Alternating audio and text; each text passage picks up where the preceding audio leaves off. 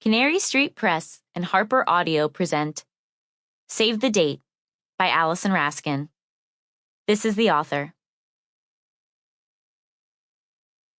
To my parents, for helping me get up off the floor. A note from the author. Here's where I admit that the idea of Save the Date is based on my own life. After getting engaged in May 2020, my ex-fiancé announced he was leaving me 6 months later because something was missing, and I haven't seen him since. To say I was shocked would be an understatement. I also felt like an idiot. How could I not have seen this coming? I'd been giving relationship advice on the internet and through my podcast for years.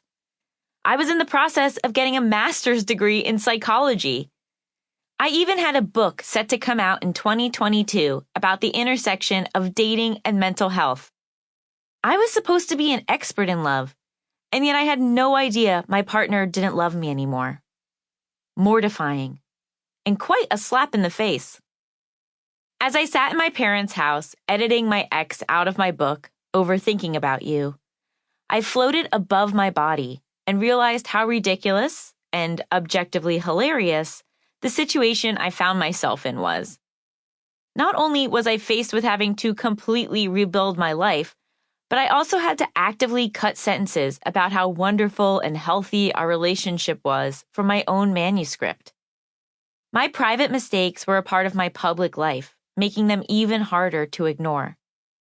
I had to delete my engagement announcement from my Instagram and replace it with an "I got left" announcement.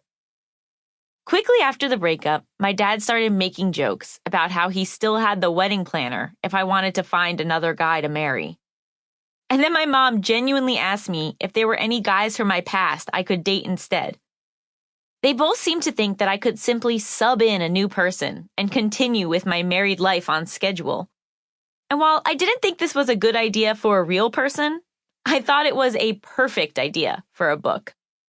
But for the book to work, it had to be about more than wanting to save face and save money.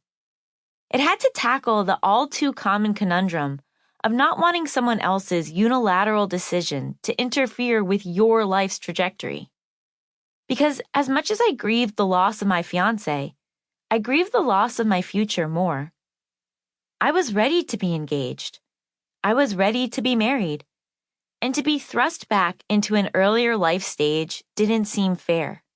It made me feel powerless.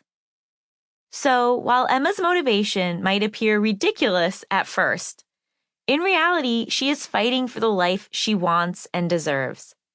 She is taking the power back. She just happens to be going about it in a strange way. I might not have subbed in a new groom myself, but I did eventually get my happy ending.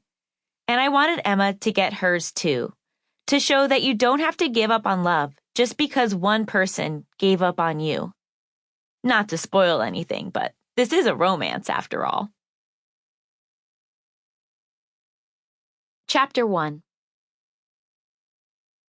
I just don't understand what happened. Emma Moskowitz lay face down in her parents' office as they talked above her inert body.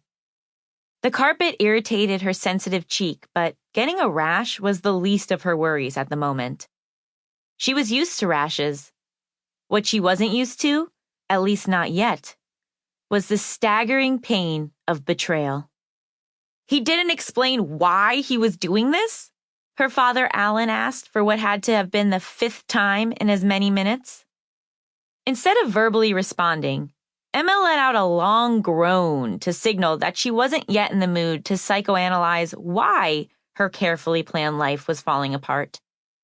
She was still very much in the "maybe I could just lie here for a few years and then die" stage of grieving. That stage wasn't talked about nearly enough. It was important. What did she say? Alan looked to Emma's mother, Debbie, for an interpretation of what could best be described as an animalistic, guttural moan. "I don't think she wants to talk about it just yet," Debbie offered, despite knowing this explanation likely wasn't going to appease her type A husband. "Can I have some water?" Emma interjected. Sample complete. Ready to continue?